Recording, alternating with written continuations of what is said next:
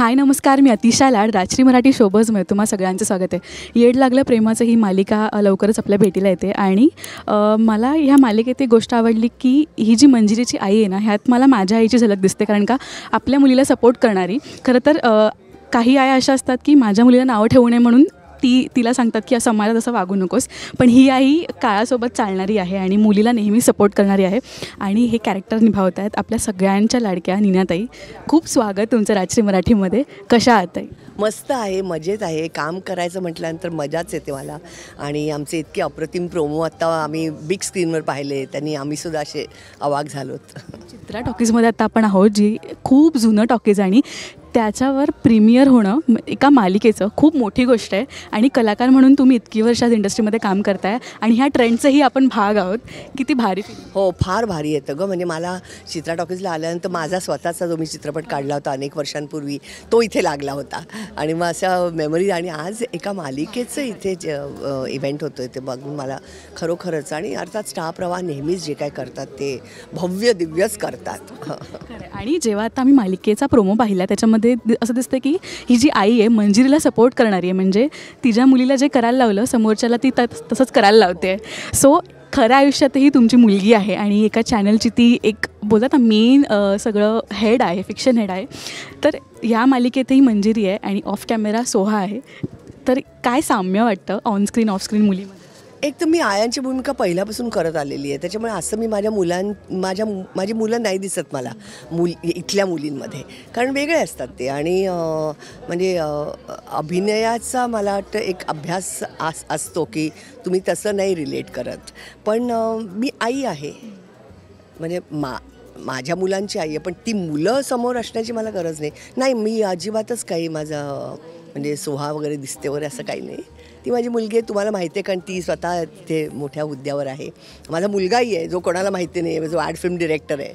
पण नाही, मला काम करताना ती व्यक्तिरेखा म्हणजे उमा सरदेशमुख, तिची मुलगी मंजिरी, हेच दिसतं आणि हेच असंच असावं. म्हणून तर मला असं वाटतं आत्तापर्यंत मी काम करत आलेली आहे, त्याच्यात एक ताजेपणा आणायचा प्रयत्न करते, तो ह्याच कारणासाठी. जर मी प्रत्येक मुलीला माझी मुलगी समजायला लागले तर मग मी शिळी ॲक्ट्रेस होईन. क्या बात आहे. म्हणजे प्रत्येक काय करणं काहीतरी शिकण्यासारखं आहे आणि आम्हीसुद्धा ही पिढी आम्ही शिकतो तुमच्या सगळ्यांकडनं. देवयानी या मालिकेत तुम्ही काम केलं होतं आधी आणि बऱ्याच वर्षांनी स्टार प्रवाह पुन्हा एकदा दमदार कमबॅक आहे. तर तुम्ही म्हणालात मगाशी की यंगस्टरसोबत काम करताना एक एनर्जी असते सेटवर, आणि हे जे तिघंजणं आहेत मागे खूप दंगा करत असतील सेटवर, कसं असतं? फार मस्त वातावरण आहे आणि सगळेच माझ्यापेक्षा यंग आहेत. म्हणजे माझ्या नवऱ्याचं काम करणारेही माझ्यापेक्षा लहानच आहेत वयाने, त्याच्यामुळे मी सगळ्यात वयस्कर आहे तिकडे, मग तसं म्हणायला गेलं तर. पण छान मजा मला फार आवडतं, कारण मालिका किंवा टेलिव्हिजन हे यंग माध्यम आहे, किंवा आता वेब्स करतो ते यंग माध्यम आहे. तिथे आता यंगस्टर नाही भेटणार तर कोण भेटणार? पण तरीसुद्धा तुम्हाला गरज असते ना व्यक्तिरेखांमध्ये मागच्या पिढीची, तर ती आमची गरज तुम्हाला सतत भासतच राहणार आहे. नाही, मला आजच्या पिढीबद्दल खरोखर मी म्हणजे लोकांना असं कधी वाटतं का तुम्ही काय, खरोखर त्यांचं डेडिकेशन, त्यांच्यावर खूप जास्त प्रेशर्स आहेत. आम्हाला त्या वयात एवढी प्रेशर्स नव्हती. आम्ही बिंदास होतो, बिंदास काम करायचं. हां, मिळालं तर केलं, अरे वा हे केलं, नाही केलं असं होतं. पण ह्यांच्यावर अत्यंत खूप प्रेशर आहेत आणि त्या प्रेशरमधनं ती जी कामं करतात त्यांना तसं काही ट्रेनिंग मिळालेलं नाही, नाटकाची बॅकग्राऊंड नाही, सगळ्यांनाच आहे असं नाही. पण तरीसुद्धा ते त्यांच्या पद्धतीने शोधत करतात. ह्याचं मला खूप कौतुक वाटतं. टाईमशीर आहेत, फिटनेसचं त्यांना खूपच सेन्स आहे. आजच्या मालिकेत प्रकर्षाने दिसून येतं. ते तर आहेच, पण खूप फिटनेस आजची पिढी, म्हणजे मी आजच्या ॲक्टर्सबद्दल पण बोलते की फिटनेसबद्दल खूपच ते सतर्क असतात आणि मला आवडतं ह्या गोष्टी त्यांच्या. आता तुम्हाला बोलताना ऐकलं की तुम्ही मराठी बिग बॉस फॉलो करायचा, त्यातने हे दोघं जण आलेली आहेत. सो ते एक त्यांचं एक कनेक्शन आहे. हो, मी मराठी बिग बॉस बघते, मला खूप आवडतं मराठी बिग बॉस. म्हणजे मी हिंदी बघायचे आधी, पण मग मी सोडून दिलं, कारण ते फारच कुठेतरी वेगळ्याच वळणाकडे गेलं आहे. पण मराठी मात्र बघत आले आणि ह्यांचं बिग बॉस मी पाहिलं होतं योगायोगाने, मी घरी होते तेव्हा. दर्शन होती आणि इथे सुद्धा.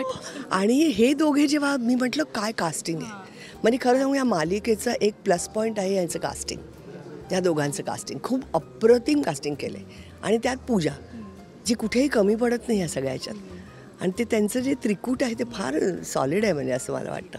अशी अतिशाताईने जेव्हा एंट्री घेतली तेव्हा 2 मिनटं आम्हीसुद्धा असे घाबरलो.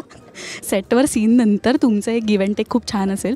कट झाला की तुमचं कसं सगळं माहोल आतिशाला मी खूप वर्ष ओळखते, ती मला खूप, आम्ही काम केलं एकत्र, मी तिची कामं बघत आलेली आहे आणि त्याच्यामुळे ती पण एक सांगते, मला आता जो आदर मिळतो किंवा जो रिस्पेक्ट मिळतो ना, तो खरोखरच अत्यंत हद्द आहे. मला सगळीकडे खूप बरं वाटतं, सगळेच रिस्पेक्टने वागवतात. मी केली येतात त्या सगळ्यांपेक्षा जास्त कामं, त्याच्यामुळे असं कुठे काही जाऊन, बरं मी फार गप्पा मारणारी नाही आहे एरवी मी, कारण मला माझा रोल जोपर्यंत तो हातात येत नाही ना पूर्णपणे, कारण मालिका कसं असतं हळूहळू प्रेक्षक बघतात तसेच आम्ही पण बघत असतो की आता उमा सरदेशमुख कम्प्लिटली माझ्या अंगात भिनेपर्यंत तरी मी तशीच राहणार आहे सेटवर, कमी बोलणारी, माझं काम, आणि वेळ नसतो गं अलीकडे. काय असतं, एक सर्टन लिमिट असते, तुम्हाला इतकी मिनटं द्यावीच लागतात. त्याच्यामुळे सगळं कट आमचे दिग्दर्शक पण अतिशय कट आहे. उगीच फालतूगिरी केली, टाईमपास केला असं नसतं. आत्ताचा माझ्या मते यंगस्टर्सचा किंवा ते मला घेतलं त्यांनी त्यांच्यात कधी जसं ये मोहब्बतेमध्ये व्हायचं, खूप रील्स करणं किंवा इंस्टाग्राम सोशल मीडियाद्वारेच मला वाटतं जो काही विरंगुळा असतो तो विरंगुळा सोशल मीडियाद्वारेच पॉझिटिव्ह वेमध्ये घेऊ शकतो. कारण का आत्ता ट्रोलिंगचं प्रमाण वगैरे सगळं वाढलं आहे, पण ते साईडला ठेवता एक फन वेमध्ये आपण ह्याला घेऊया. ट्रोलिंग होतं तर काय मग ह्या बिचाऱ्यांचं काय पण एक अतिशाताईसुद्धा आहे आणि एक ठशन बघायला मिळणार आहे आम्हाला, एक गोड तिखट असं. काय माहिती आहे, अतिशय उत्तम अभिनेत्री आहे आणि तिची कामी म्हटलं असं तिने माझी कामं पाहिलेत, मी तिची कामं पाहिलेत, आम्ही एकत्र कामही केले. त्याच्यामुळे एक तो कम्फर्ट झोन असतो.